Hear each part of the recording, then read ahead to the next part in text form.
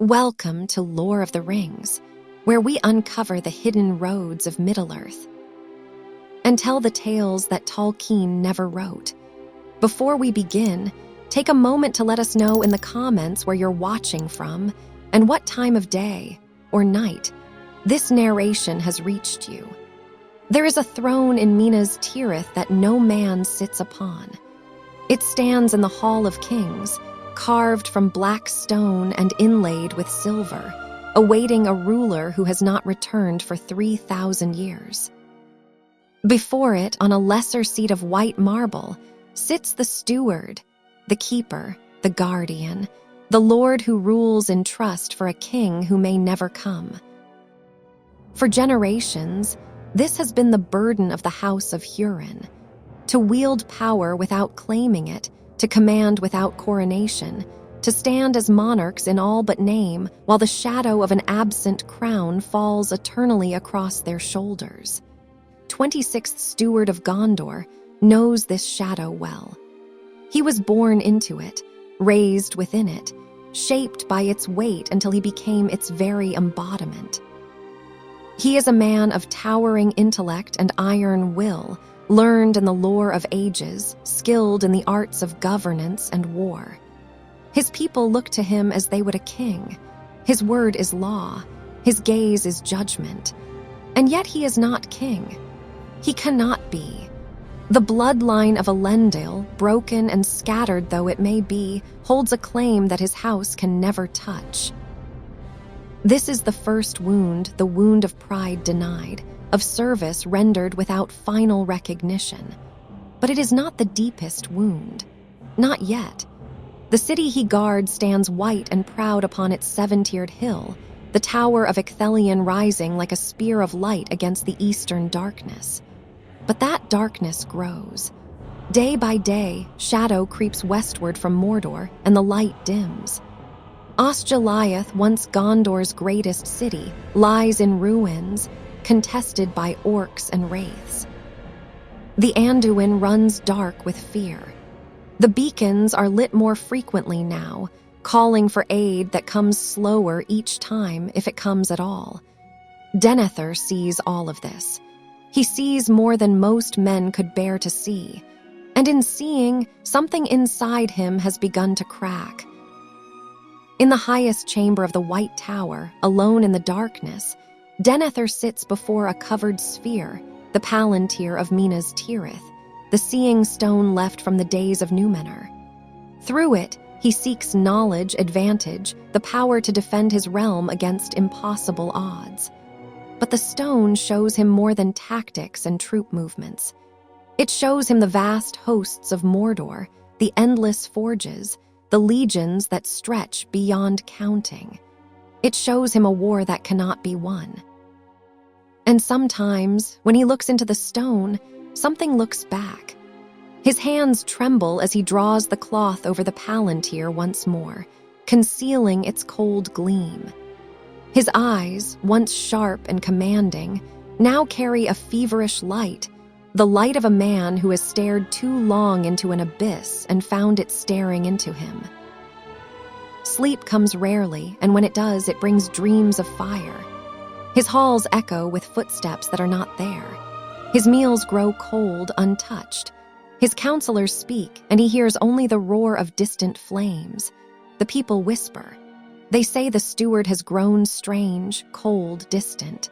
They say he no longer trusts his own captains, that he questions the loyalty of even his sons.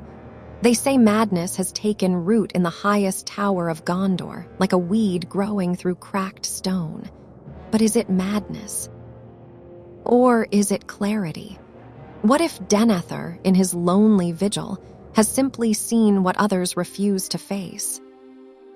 What if the visions he receives are not delusions but revelations? The terrible truth that hope is a lie told by the desperate, that courage is the final defiance of the doomed, that Gondor's fall is not a possibility, but an inevitability written in the very fabric of fate. What if his despair is not weakness, but the most honest response to an honest assessment of the world? The soldiers on the walls see enemies at the gates. The captains in the courtyard see battles to be fought and won. Gandalf the Grey speaks of hope and valor and the strength of the free peoples. But Denethor sees further. He sees the mathematics of doom, the disparity in numbers, the failing strength of the West, the inexorable tide of darkness that no amount of courage can hold back forever. And so he makes his preparations, not for victory but for ending, not for triumph but for a death befitting lords, not slaves. In the dim firelight of his private chamber, Denethor's face is gaunt, carved from marble and shadow. His robes, once pristine white, now seem gray, as if stained by the smoke of his visions. His hands, once steady in governance, now clench and unclench around the arms of his chair. His voice, when he speaks to the few who still dare approach him, carries the weight of certainty, the certainty of a man who has looked into the future and found no place for hope within it. "The West has failed," he murmurs to the empty hall, to the absent throne, to the memory of kings long dead. "We are the last, and the last shall fall." But even as he speaks these words, something flickers in his eyes, not madness, not quite, but something more terrible. A kind of grief so profound it has calcified into stone. A love for Gondor so fierce it has become indistinguishable from hatred for the world that would see it destroyed. A pride so towering that it cannot bend, even before the truth. He is not insane, not in the way men typically mean when they speak of madness. His mind remains sharp, his thoughts clear, his perception keen. He is not raving or incoherent. He is not lost in delusion. He is something far more dangerous. He is a man who has given up hope while retaining perfect clarity of thought. Outside his window, the city continues its daily rhythms. Soldiers drill in the courtyards. Merchants sell bread in the lower circles. Children play in the shadow of the white tree, that ancient symbol of kingship, long dead but still standing, a fitting emblem for a realm that endures in form while its heart has withered. Denethor does not look at the tree anymore.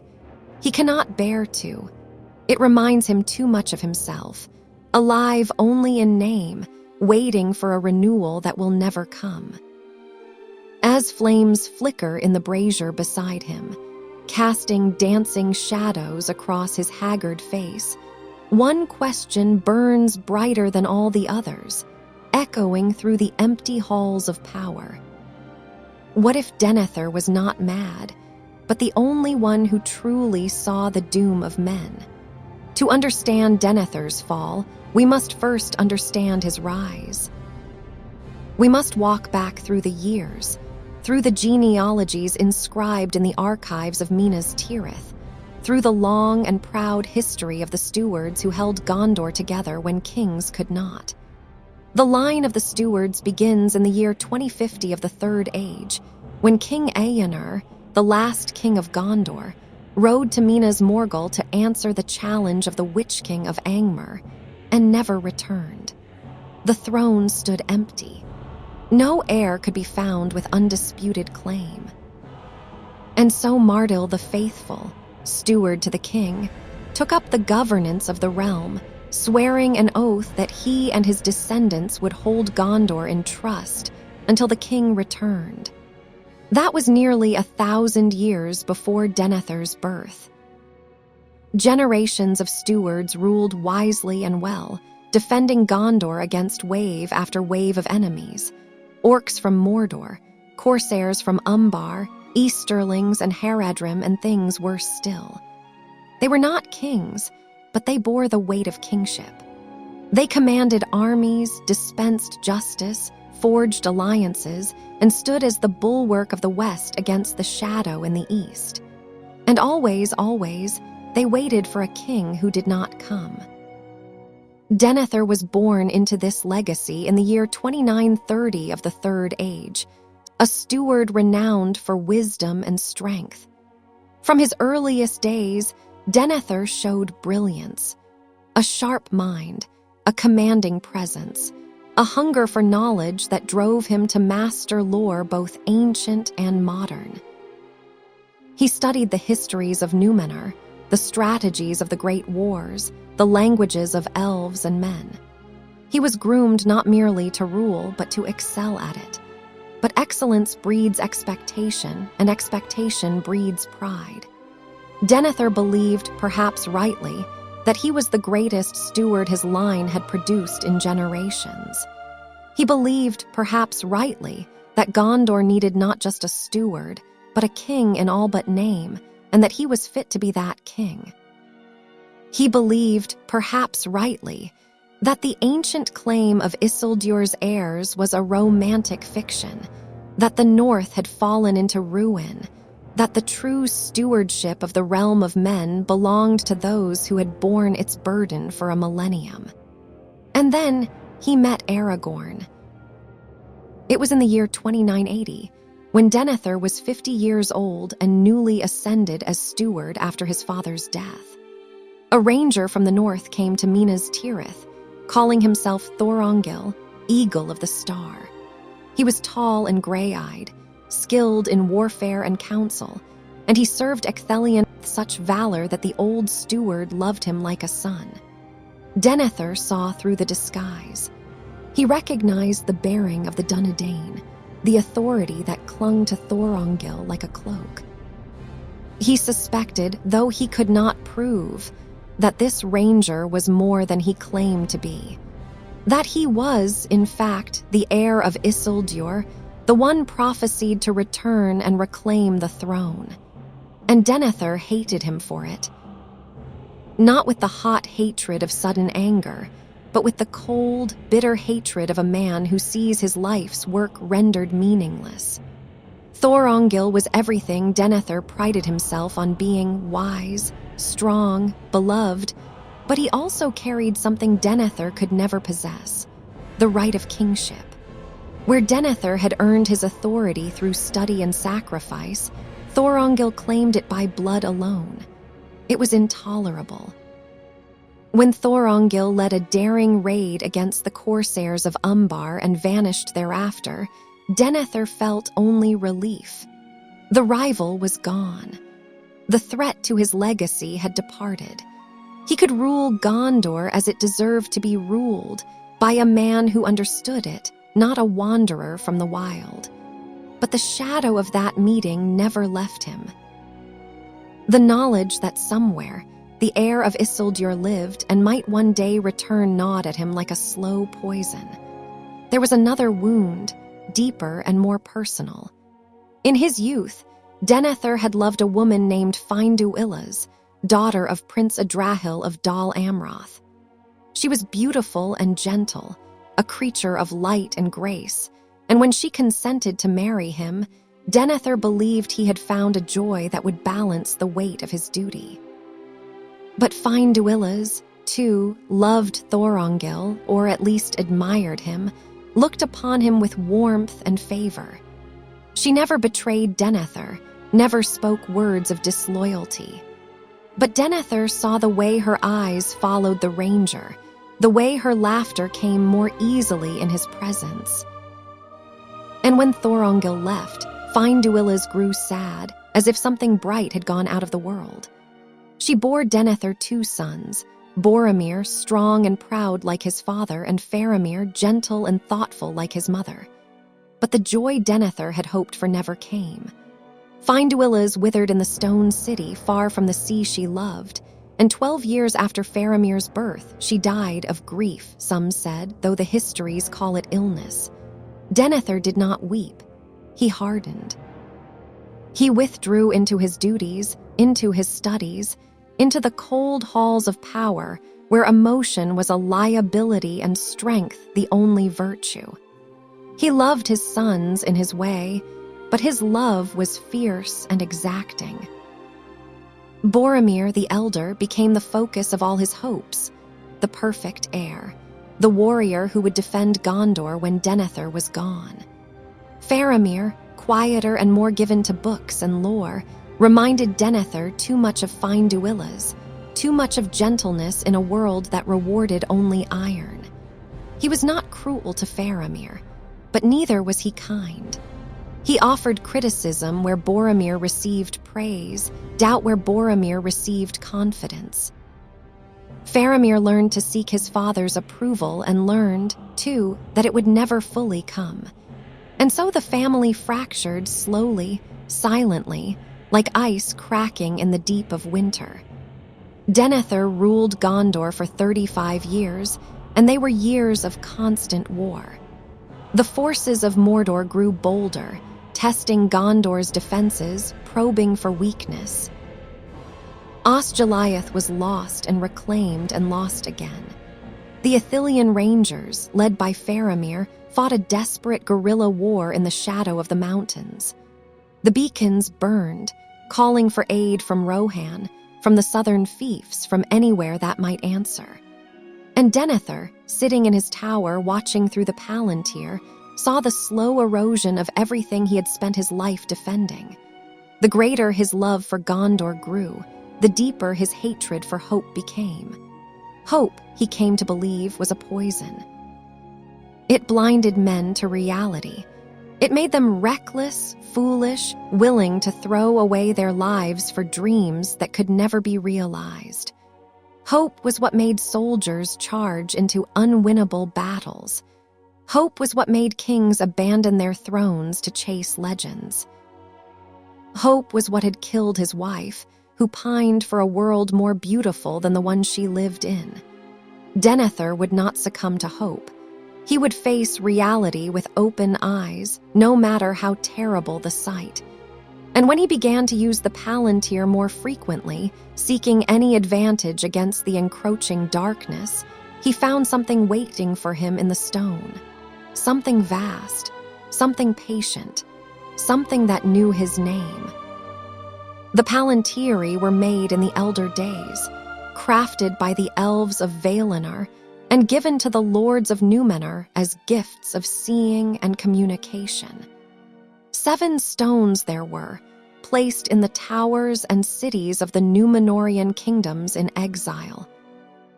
Through them, the rulers of Gondor and Arnor could speak across vast distances, could watch their borders, could maintain unity even when miles separated them. But the stones were not mere tools. They were windows, and windows open both ways. When Sauron reclaimed the Palantír of Minas Ithil after it fell and became Minas Morgul, he gained access to the network of seeing stones. He could not control them entirely. The stones answered primarily to those with the right and strength to wield them, but he could influence what they showed. He could whisper through the link. He could plant visions, twist truths, turn the stones into instruments of despair. Denethor knew the danger. He was not a fool. He understood that using the Palantír of Minas Tirith meant contending with Sauron's will, risking exposure to the Dark Lord's gaze. But he believed, perhaps rightly, that his will was strong enough to resist. He was a descendant of Númenor, learned in lore, disciplined in mind. He would not be broken by visions or lies. He would use the stone as it was meant to be used, as a tool of strategy and foresight. And at first, it worked. Through the Palantír, Denethor saw the movements of Mordor's armies. He watched the forges of Orodruin belching smoke and flame. He counted the battalions assembling in the Black Land, the Easterlings marching from Rhûn, the fleets of Umbar preparing to sail north. He gained intelligence that no scout or spy could provide, and he used it to deploy his forces with ruthless efficiency. But knowledge is not without cost. Each time Denethor gazed into the stone, he saw not only what he sought, but also what Sauron wished him to see. The visions were true. Sauron was too cunning to lie outright when the truth was terrible enough, but they were incomplete. Denethor saw the vast strength of Mordor, but not the weakness. He saw the armies of the enemy, but not the fragility of their master's power. tied as it was to a single golden ring carried by a hobbit through the wilderness. Sauron showed him the inevitability of defeat, the overwhelming numbers, the unstoppable tide, the certainty that no matter how bravely Gondor fought, it would fall. Minas Tirith would burn. Its people would be slaughtered or enslaved. The White Tower would collapse into ruin, and the last light of the West would be snuffed out like a candle in a storm. And Denethor, in his pride and his brilliance, believed he could bear this knowledge, that he could see the doom approaching and still stand firm, still command, still rule. But despair is not a burden one can simply carry. It is a flood, and once the dam breaks, it drowns everything. Night after night, Denethor returned to the Palantír. He told himself it was necessary, that Gondor's survival depended on the knowledge he gained. But the truth was darker. He had become addicted to the visions, to the certainty they provided. In a world of uncertainty and chaos, the stone offered something seductive, absolute clarity. It showed him the future, unvarnished and undeniable. It showed him the end. His son Boromir marching north to Rivendell, seeking a weapon to save Gondor. His son Faramir holding Osgiliath against impossible odds, bleeding the realm's strength in a war of attrition. His city besieged and burning. His tower toppling. His line ending. And through it all, the eye of Sauron watching, waiting, savoring his despair like wine. Denethor did not see the eye directly. He was not strong enough, and perhaps not foolish enough to challenge Sauron's gaze openly. But he felt it. In the darkness behind the visions, there was a presence, vast and malevolent, aware of him. It did not speak, but it did not need to. Its very existence was a message. You are small. Your city is small. Your strength is nothing before me. Surrender to the inevitable. And slowly, insidiously, Denethor began to believe it. His thoughts grew darker, his commands harsher. Where once he had been stern but fair, now he was cold, unforgiving. He trusted no one. He questioned the loyalty of his captains, doubted the counsel of Gandalf, dismissed the reports of his scouts if they contradicted what he had seen in the stone. The stone became his truth. The only truth. Everything else was illusion, wishful thinking, the desperate fantasies of men who could not bear to face reality. When Boromir died, killed by orcs far to the north while defending hobbits, a death Denethor learned of not through messengers but through visions in the Palantír. Something inside him shattered beyond repair. The son he had loved, the heir he had pinned all his hopes upon, was gone.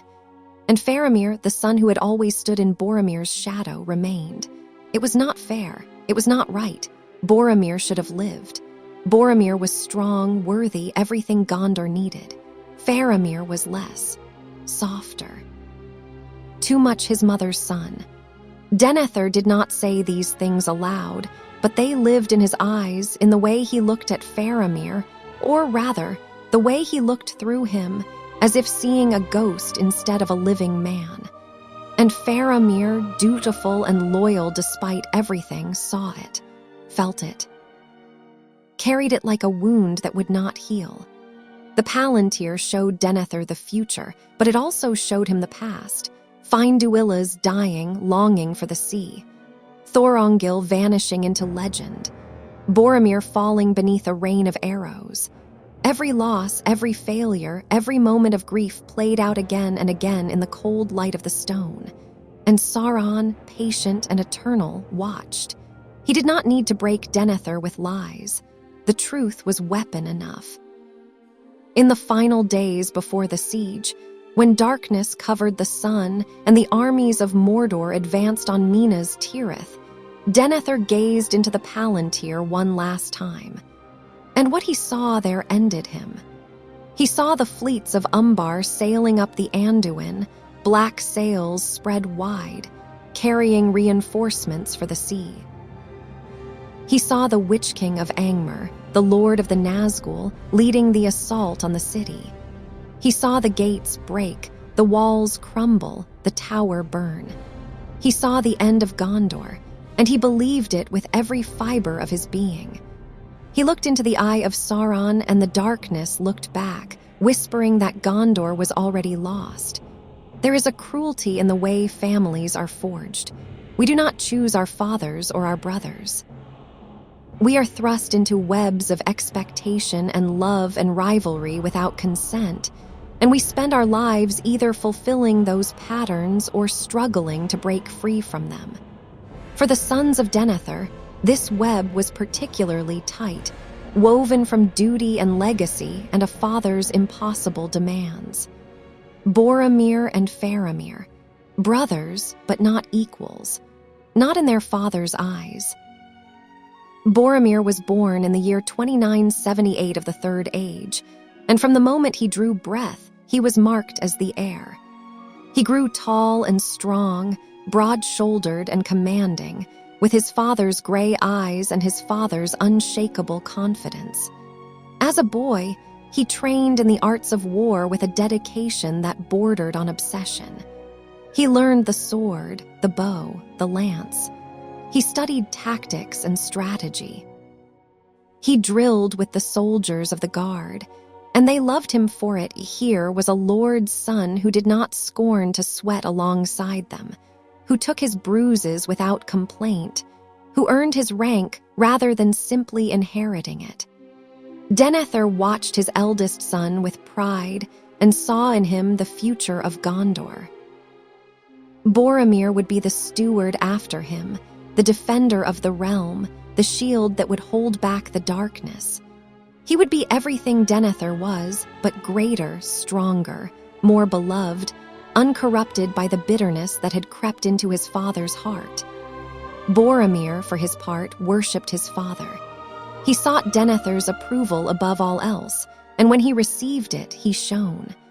When his father praised his swordsmanship, Boromir trained harder. When his father commended his victories, Boromir rode to battle with renewed fervor. The bond between them was iron strong, forged in mutual respect and shared purpose. But iron, when struck too hard, can break. Faramir was born 5 years after Boromir, in 2983, and from the start he was different. Where Boromir was bold, Faramir was thoughtful. Where Boromir loved the clamor of the training yard, Faramir loved the quiet of the library. He read the old histories, studied the songs of the elves, learned the languages of distant lands. He was still a skilled warrior. Denethor would permit no son of his to be otherwise, but his heart was not in the sword. It was in the lore, the beauty, the wisdom that Gondor had inherited from Númenor and risked losing in the endless wars. He was, in short, his mother's son. Finduilas adored Faramir. She saw in him a gentleness that the harsh world of Minas Tirith desperately needed, a capacity for compassion that could balance his father's iron rule and his brother's martial zeal. She nurtured his love of learning, sang him songs of the sea, told him stories of the elves and the ancient days. In her presence, Faramir felt valued, understood, loved for who he was rather than what he could become. But Finduilas died when Faramir was only 12 years old, and with her death, his sanctuary vanished. Denethor looked at his younger son and saw a reflection of everything he had lost. Faramir's gray eyes were his mother's. His quiet demeanor, his preference for books over battles, his hesitance to boast or command, all of it reminded Denethor of Finduilas, and the reminder was unbearable. Grief has a way of twisting love into something harder, colder, and Denethor's grief made him cruel in ways he did not intend and perhaps did not even recognize. He never said, "I wish you had died instead of your brother." He never struck Faramir or cast him out. But he also never offered the warmth that Boromir received, the pride, the easy affection. Where Boromir's successes were celebrated, Faramir's were acknowledged with a nod. Where Boromir's failures were excused as learning experiences, Faramir's were noted as confirmation of weakness. "Your brother would have succeeded," Denethor said once, after Faramir returned from a patrol in Ithilien with casualties. Not angrily, almost absently. But Faramir heard it, and the words burrowed into him like thorns. Still, Faramir did not rebel. He loved his father desperately, and he loved Gondor just as much. He sought to prove himself worthy, to earn the approval that came so easily to Boromir. He took command of the Rangers of Ithilien, the guerrilla fighters who harassed Mordor's forces in the contested lands east of the Anduin. It was dangerous work, thankless work, but Faramir excelled at it. He was clever and brave, beloved by his men, and he achieved victories that should have made his father proud. But Denethor saw only that Faramir was not Boromir. Boromir, for his part, loved his younger brother. He saw Faramir's worth, even if their father did not. He defended him when Denethor's criticisms grew too harsh, praised him in councils, sought his counsel in private. The bond between the brothers was genuine and deep, untainted by the rivalry that so often poisons sibling relationships. But Boromir also lived in the light of their father's favor, and he did not fully understand what it meant to stand in shadow. He could afford to be generous because he did not need to fight for recognition. Faramir could not. When Boromir rode north to Rivendell, answering a dream that spoke of a weapon to save Gondor, Faramir asked to go in his stead. He had received the dream first, a vision that came to him repeatedly, showing the sword that was broken and a halfling and the doom of Isildur. But Denethor refused. Boromir was stronger, more trusted, more likely to succeed. Faramir would remain in Ithilien, holding the line. And so Boromir went north, joined the Fellowship of the Ring, and marched toward his destiny. The news of his death reached Minas Tirith through whispers and visions, but the full story came later. Boromir had fallen defending Merry and Pippin from Uruk-hai, had died with honor, had redeemed himself after a moment of weakness when he tried to take the ring from Frodo. To Aragorn and Legolas and Gimli, who burned his body and set it on a boat to drift down the Anduin, Boromir was a hero. Flawed, yes, but ultimately brave and true. To Denethor, he was simply gone. The steward did not rage. He did not weep, not openly. He withdrew further into his tower, into the cold embrace of the Palantír, and the light in his eyes grew dimmer, replaced by something smoldering and dark. When he looked at Faramir now, it was with something approaching accusation, as if his younger son's survival was itself an insult to Boromir's memory. Faramir felt this. How could he not? He mourned his brother as deeply as anyone, perhaps more deeply, because he had loved Boromir without reservation, without envy. But his grief was compounded by the knowledge that in his father's eyes, the wrong son had died. It was Gandalf who offered Faramir the kindness his father would not. The wizard, who had long seen the worth in Denethor's younger son, spoke to him in the quiet corners of the citadel, offered counsel and encouragement. "Your father loves you," Gandalf said once, though even he sounded uncertain. "He is diminished by grief, but you are not lesser than your brother, Faramir. Do not let his sorrow convince you otherwise." But Faramir could not quite believe it. He had spent too many years seeking his father's approval, too many years hearing that Boromir would have done better, been stronger, succeeded where he failed. The pattern was too deeply ingrained. And so when the siege of Minas Tirith began, when Osgiliath came under renewed assault and the forces of Mordor poured across the river, Faramir rode out to defend it. not because he believed he could hold it. He knew the odds were impossible, but because he believed his father required it. Because he thought that if he could achieve this one great victory, if he could prove himself in this one terrible trial, perhaps he could finally earn the love that had been withheld for so long. Denethor ordered the defense of Osgiliath, knowing it was doomed. Gandalf protested, calling it a waste of lives, a strategic blunder, but Denethor would not relent. Osgiliath must be held. Faramir must hold it, and if he could not, Denethor did not say the rest. He did not need to. Faramir understood. He rode out with his men, knowing he rode toward death, and he did so without complaint, because he was his father's son, even if his father could not see it. The retreat from Osgiliath was a nightmare. The forces of Mordor, led by the Nazgul, descended on the defenders with overwhelming force. Men fell by the dozens, cut down by orcs or trampled by trolls or driven mad by the shrieks of the ringwraiths. Faramir fought desperately, covering the retreat, trying to save as many of his men as he could. But the Nazgul hunted him specifically, and their fell voices reached into his mind, whispering despair, draining his strength. An arrow struck him, poisoned and black, then another. He fell from his horse and was carried back to the city by his remaining soldiers, unconscious and burning with fever. When he was laid before Denethor in the White Tower, the steward looked down at his dying son and felt only the confirmation of what he already knew.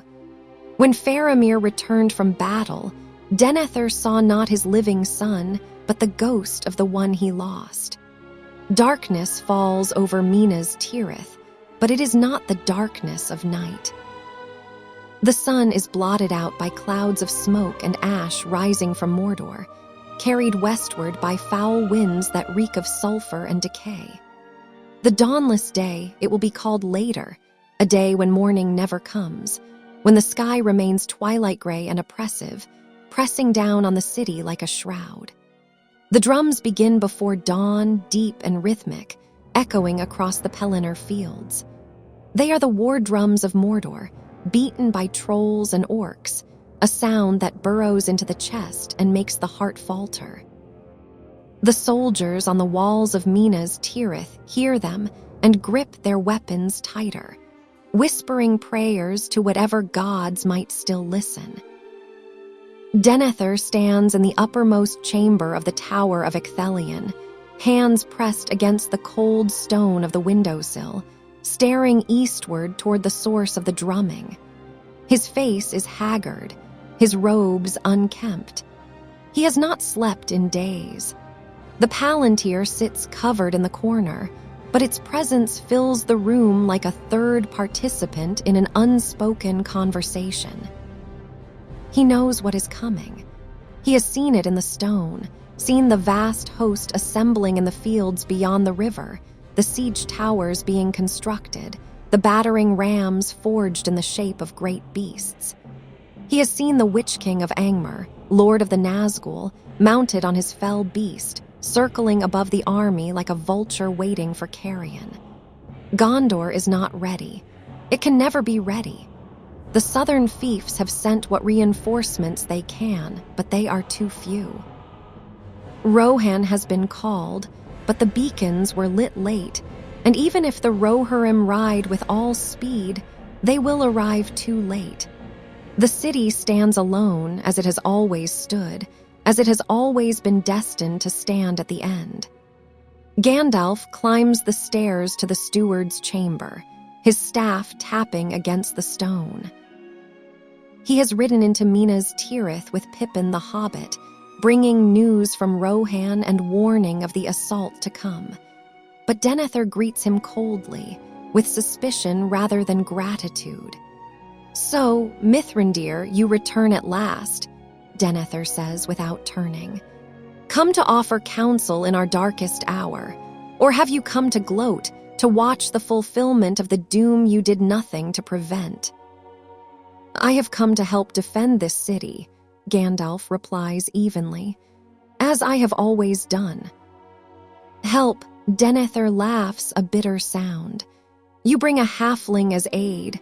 How generous. Tell me, wizard, where is the weapon we were promised? Where is the great hope that would save us? My son rode north at your counsel and never returned. What have your schemes accomplished but death?" Gandalf does not rise to the bait. He has dealt with Denethor's despair before, seen it growing like a cancer over the years.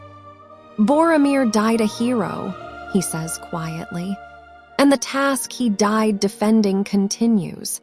There is hope still if you would but see it." "Hope," Denethor spits the word. "I have looked into the eye of the world, wizard. I have seen what you refuse to see. Hope is a lie we tell children. There is only the choice of how we meet the end." Before Gandalf can respond, a horn sounds from the walls, not the horn of Gondor, but a harsh, brazen blast from the enemy. The siege has begun. The armies of Mordor advance across the Pelennor in a tide of black and red. Orcs in their thousands, trolls dragging siege engines, Easterlings in scaled armor, Haradrim on their Mumakil, the great elephants of the south, each bearing a war tower filled with archers. The Nazgul wheel overhead, their shrieks cutting through the air, spreading terror like a contagion. The defenders of Minas Tirith man the walls, their faces pale but determined. Archers knock arrows. Catapults are loaded with stones. The great trebuchets on the upper levels hurl flaming projectiles into the advancing host. For a moment, it seems as if the defense might hold. The artillery is devastating, cutting swathes through the enemy ranks, and the walls of Minas Tirith have never been breached. But this is not a normal siege. Sauron has committed everything to this assault, holding nothing back. The siege towers roll forward, taller than the walls themselves, and when they crash against the stone, ramps drop and orcs pour through. The great ram Grond, forged in the image of a wolf's head and filled with dark sorcery, is brought to the gate. With each blow it strikes, the gate shudders, and the Witch King himself chants words of power, breaking the ancient spells that have protected the entrance for centuries. Gandalf rides to the gate, standing alone before it, his staff raised. When Grond strikes and the gate breaks, shattering into splinters, the Witch King enters. The Lord of the Nazgul looms before the wizard, crowned in shadow, and his voice is like the scraping of iron on stone. "You cannot enter here," Gandalf says, though his words sound small against the darkness. "Old fool," the Witch King hisses. "This is my hour. Do you not know death when you see it?" For a moment, it seems the city will fall. The terror is too great, the enemy too strong. Even Gandalf, for all his power, seems dwarfed before the ancient malice of the Ringwraith. But then, faint and distant, another horn sounds. The horn of Rohan. Theoden King has come with 6,000 riders, and they crash into the flank of Mordor's army like a hammer. The Witch King turns from Gandalf and takes to the sky, and the battle becomes chaos, a swirling maelstrom of cavalry and orcs, of horses and trolls, of desperate heroism and brutal slaughter. But Denethor does not see the Rohirrim's arrival. He is in the tower, in his private chamber, standing over his son. Faramir lies on a stone table, pale and barely breathing, the poison from the Morgul wound spreading through his veins. The healers have done what they can, but they shake their heads. Without the hands of a king, they say, he will not survive the night. He is fading, slipping away into shadow. Denethor looks at his son's face, so still and peaceful, and something inside him collapses. He has lost Boromir. He is losing Faramir. He is losing Gondor. He is losing everything. He calls for servants and orders them to build a pyre in the Hallows, the sacred tombs beneath the citadel where the stewards are laid to rest. They obey, though they are confused and frightened. A pyre. For whom? The battle still rages. For my son, Denethor says, and for myself, we will not be taken by the enemy. We will not be slaves or trophies. We will die as lords of Gondor, in fire and dignity. One of the servants, braver or more foolish than the rest, protests. But Lord Faramir still lives. He is dying, Denethor snaps. The shadow is upon him. I will not have him suffer. I will not have him dragged before the Dark Lord. We will burn and we will be free. Madness, clear and undeniable. The servants exchange glances, but Denethor is still the steward and his word is law. They carry Faramir down to the tombs and lay him on a bed of wood soaked in oil. Denethor stands beside the pyre, and in his hand is the Palantír, uncovered at last. He gazes into it one final time, and what he sees confirms everything. The armies of Mordor are endless. The city is burning. The Witch King rides triumphant. The West has failed. And then in the stone he sees something else. Ships approaching on the Anduin bearing black sails. The corsairs of Umbar come to reinforce the siege. It is over. It is truly over. He does not see that the ships are not crewed by corsairs, but by the dead of Dunharrow, led by Aragorn. He does not see that the banner unfurled is not black but silver, bearing the white tree and the star of Elendil. He does not see that help has come. He sees only doom.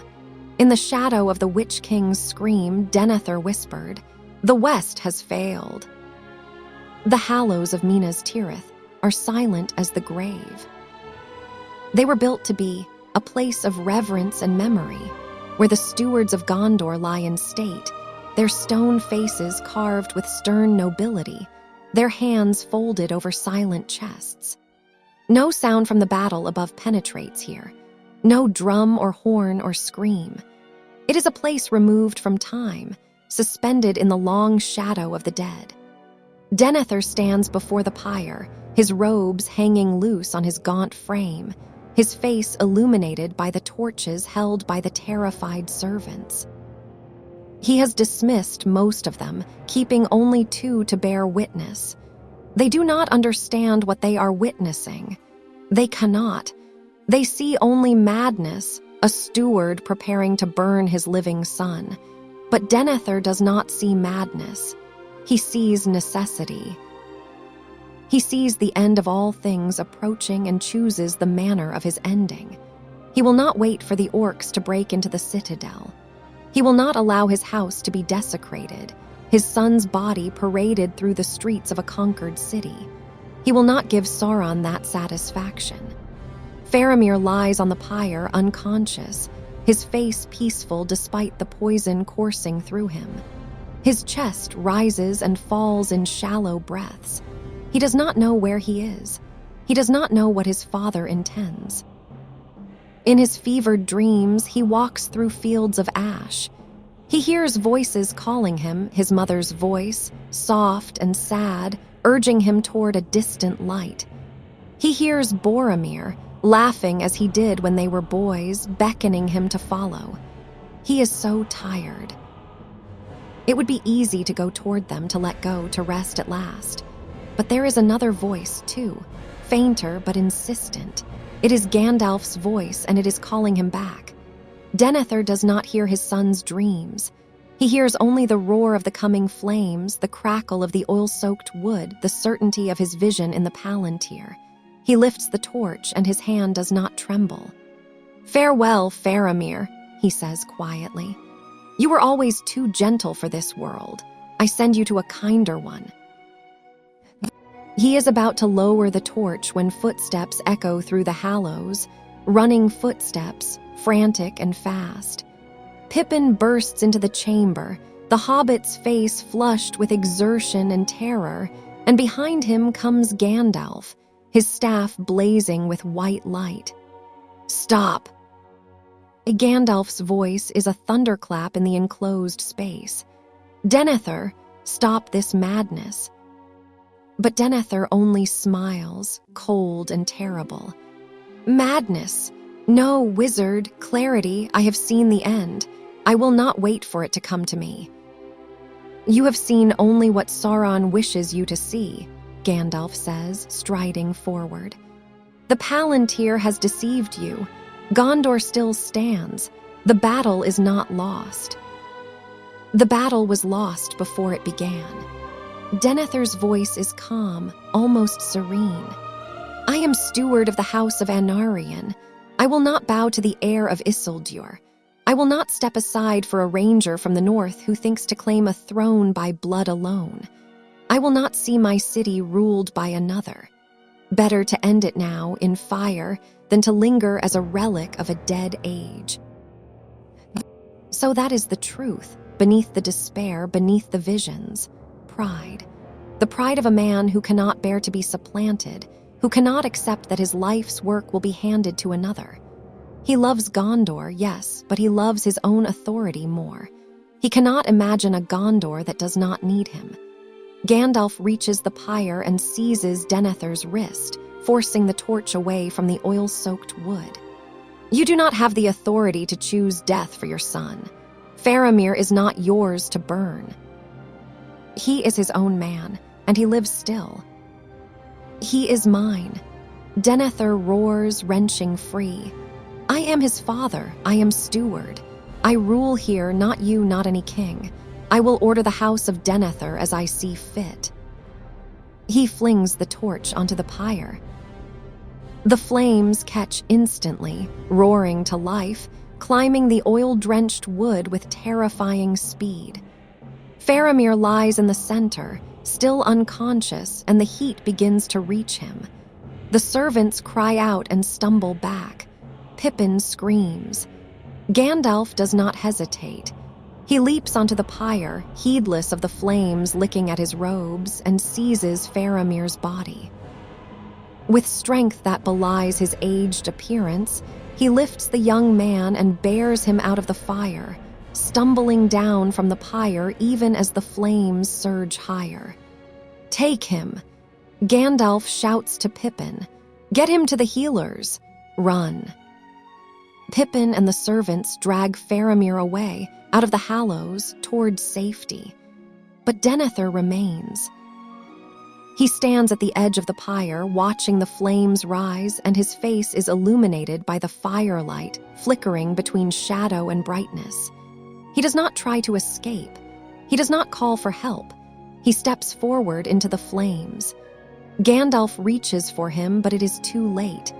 Denethor climbs onto the pyre and spreads his arms, embracing the fire. The flames engulf him, and he burns. He does not scream. He does not beg. He stands, wreathed in fire, and he burns with a kind of terrible dignity. But then, at the last, something breaks. The pain overwhelms him, or perhaps the reality of what he has done finally pierces through the despair. He stumbles, falls from the pyre, and runs. A burning figure, wreathed in flame, he careens through the Hallows, crashing into walls, his robes trailing fire. He reaches the door, bursts out into the open air of the citadel, and for a moment he stands on the precipice, a living torch silhouetted against the dawn. Because dawn has come. The darkness has lifted. The sun is rising over the Pelennor fields, and in its light the armies of Mordor are retreating, broken and scattered. The ships on the Anduin bear not the corsairs, but the banner of the king. The Rohirrim have charged, the dead have fought, and the tide has turned. Denethor sees it. In his final moments, as the flames consume him, he sees that he was wrong. Gondor has not fallen. The West has not failed. Help has come. The realization is more terrible than the fire. He screams then, not in pain, but in anguish, the cry of a man who has destroyed himself for nothing. And then he falls, toppling from the edge of the citadel, a comet of flame, and is gone. Gandalf stands in the doorway, watching, his face grave and sad. He does not speak. There is nothing to say. Denethor is dead, consumed by his own despair and his own pride, and no words can undo that. Pippin, panting and shaking, returns to the wizard's side. Did he? He is gone, Gandalf says quietly. And may he find peace beyond this world, though he found none within it. Down in the houses of healing, Faramir is laid on a clean bed, his wounds tended by the healers. He hovers between life and death, and the healers shake their heads. They have done all they can. Without the hands of a king, they say again, he will not survive. But then Aragorn comes, dusty from battle, still wearing his armor. He has fought on the Palantír, led the dead of Dunharrow, and turned the tide of the siege. But now he puts aside his sword and kneels beside Faramir's bed. He calls for Athelas, the healing herb, and crushes it in his hands, releasing its fragrance. He lays his hands on Faramir's brow and speaks words in elvish, old words of healing and life. And Faramir, deep in his fevered dreams, hears the voice calling him back, the voice of a king. He turns away from the fields of ash, away from the distant lights, and walks back toward the waking world. His eyes flutter open, and he looks up at the gray-eyed man standing over him, and though he does not know him, he feels the weight of authority and kindness in equal measure. "My lord," Faramir whispers, "you called me back." "I did," Aragorn says. "Welcome back, Faramir, son of Denethor. Your city stands and you are needed." Faramir's eyes fill with tears, not of sorrow, but of relief, of release, of a burden he did not know he was carrying finally lifted. "My father." "Your father is at rest," Gandalf says, entering the room. "He walked a dark path, but his love for Gondor was real. Do not let his ending define him or you." Faramir nods slowly, though the grief is fresh and raw. He has spent his life seeking his father's approval, and now he will never receive it. But perhaps in the end, that is a kind of freedom. As fire devoured him, Denethor's final cry echoed through the halls, not of madness, but of unbearable truth. In the days that follow the battle of the Palantír fields, when the wounded are tended and the dead are mourned, the people of Minas Tirith speak in hushed tones of the steward's end. They tell the story of how Denethor tried to burn his own son, how Gandalf intervened, how the steward immolated himself in despair. Some call it madness. Others call it tragedy. A few, in the darkest corners of taverns, whisper that perhaps Denethor saw something the rest of them did not. But what did he see? And more importantly, was he wrong? Let us step back from the drama of the pyre, from the flames and the screaming, and examine the mind of Denethor as a scholar might, with neither condemnation nor absolution, but with the cold light of analysis. Denethor was not insane, not in the way we typically use the word. His thoughts were coherent. His logic was sound, given his premises. He did not rave or see things that were not there. What he saw in the Palantír was real. Sauron's armies were vast, Gondor's forces were depleted, the odds of victory were vanishingly small. Where Denethor erred was not in his perception of reality, but in his interpretation of what that reality meant. He believed that because Gondor's defeat was likely, it was inevitable. Because the armies of Mordor outnumbered the free peoples, victory was impossible. He saw the pieces on the board and calculated the outcome, and his calculation led him to despair. But life, history, and war are not merely mathematics. They are shaped by chance, by courage, by choices made in moments of extremity that defy rational prediction. Denethor could not account for Frodo and Sam's journey to Mount Doom because he did not know about it, Or if he did, he dismissed it as impossible. He could not account for the bravery of Eowyn, who slew the Witch King, or the return of Aragorn with the army of the dead. These were variables outside his model, and because he could not see them, he believed they did not exist. This is the danger of the Palantír, and of despair in general. It narrows vision. It makes the viewer focus on what can be seen and measured, and dismisses what cannot. Hope, courage, sacrifice, these are not quantifiable.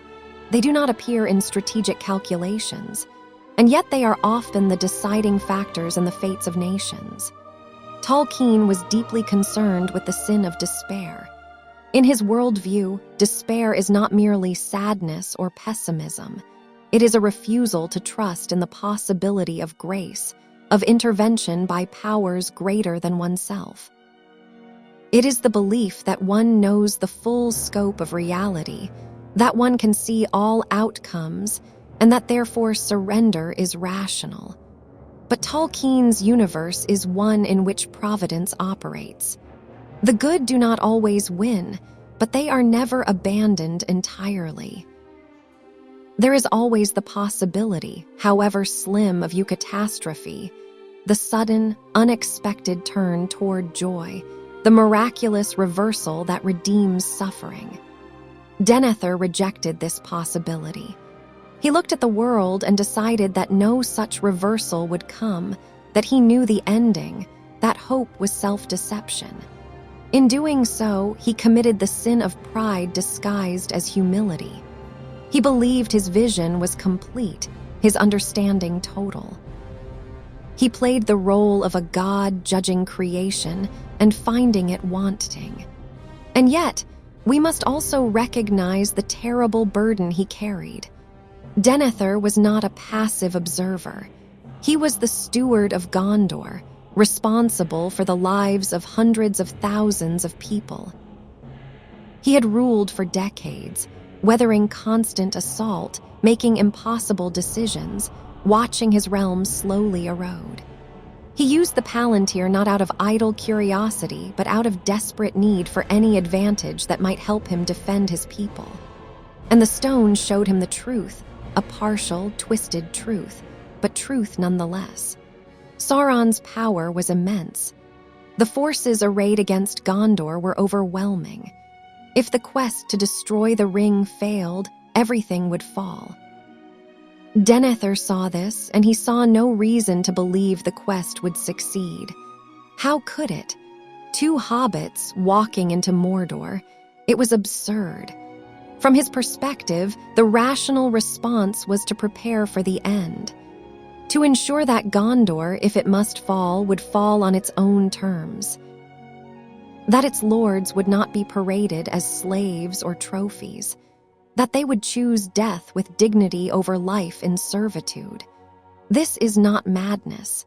This is the logic of a cornered king, a man who has fought until there is nothing left to fight with and chooses to control the manner of his ending.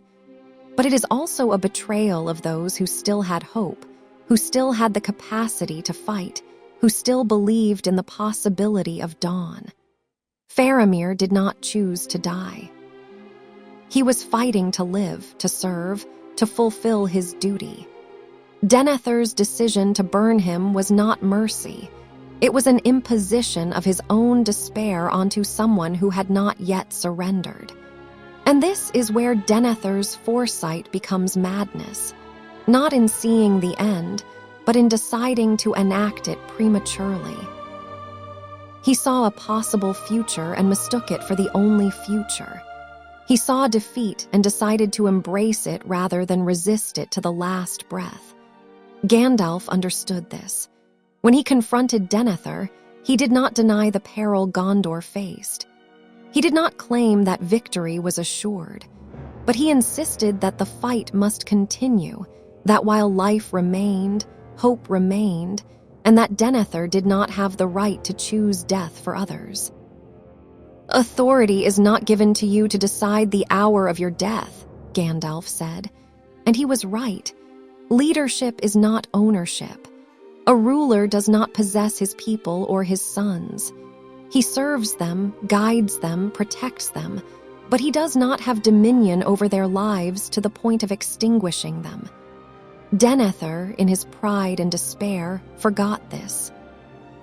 He confused his authority with omnipotence, his foresight with omniscience, and in doing so, he lost the very thing he sought to preserve, the nobility of Gondor, which lay not in its towers or its bloodlines, but in its refusal to yield, even in the face of annihilation.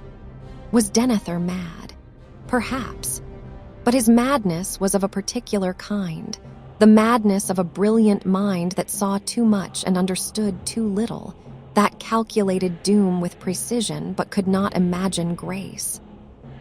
He was a tragic figure, not a villainous one, a man destroyed not by evil but by the absence of hope. And in the end, his tragedy serves as a warning. That despair, no matter how rational it seems, is always a lie. Because the future is not fixed. The outcome is not determined. And as long as courage endures, so too does the possibility of dawn. Denethor saw the world's end but could not see the dawn beyond it. After the fires are extinguished and the pyre in the hallows is reduced to ash, a strange silence settles over Minas Tirith. The battle is won. The siege is broken. Mordor's armies are scattered, and the Witch King is slain. But the cost has been staggering, thousands dead, the city scarred, and the steward's house ended in flame and madness. Faramir recovers slowly in the houses of healing. He wakes to a world transformed. His father is dead, his brother long gone, and the city he loves is under the protection of a king who has returned after 3,000 years. It is too much to process all at once, and so he does not try. He focuses on small things, the taste of water, the warmth of sunlight through the window, the sound of Eowyn's voice as she sits beside him, herself recovering from her wounds. They speak little at first, these two wounded souls. But there is a kinship between them, an understanding born of shared pain. Both have lived in the shadow of greater figures, Faramir beneath Boromir and Denethor, Eowyn beneath Theoden and Eomer. Both have sought death in battle, driven by a need to prove their worth.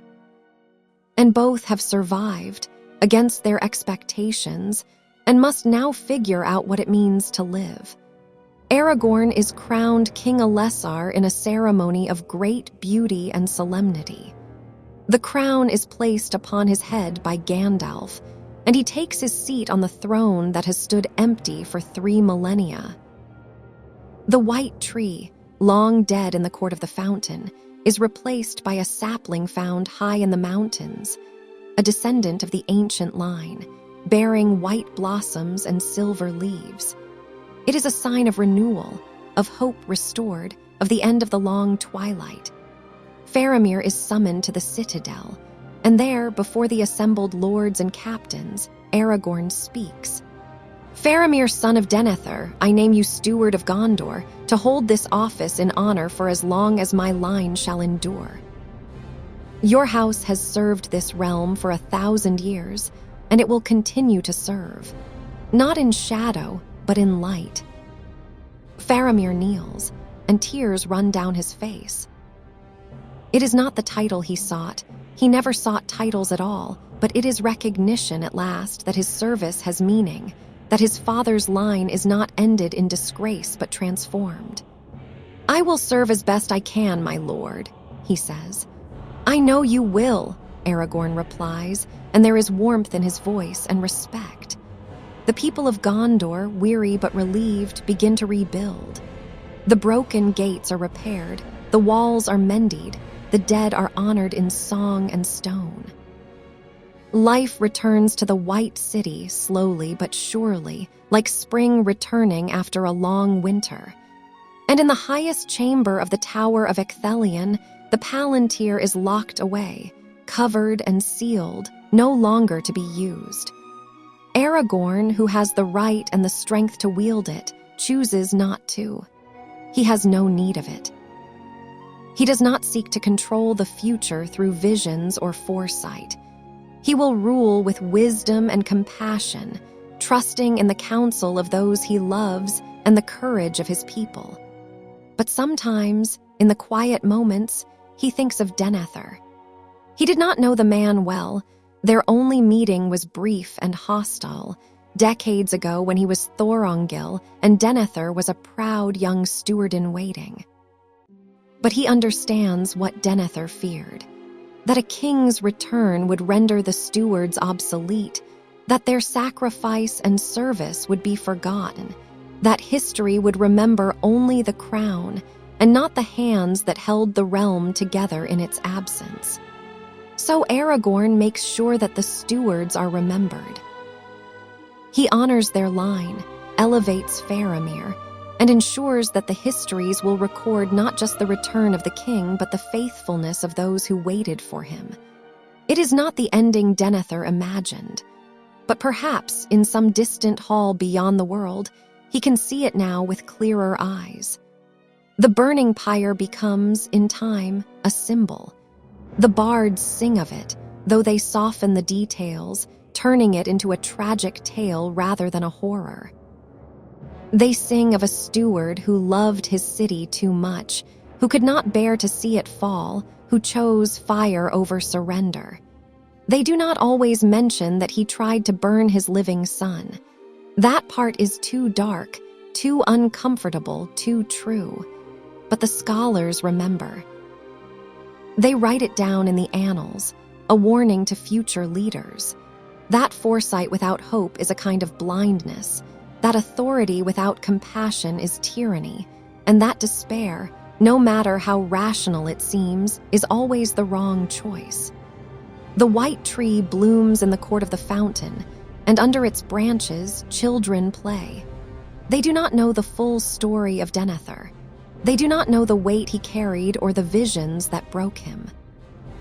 They know only that the city stands, that the king has returned, and that spring has come again. And perhaps that is enough. In the end, Gondor is not defined by the manner of its steward's death, but by its refusal to die at all. The fire consumed Denethor, but it did not consume the realm he loved.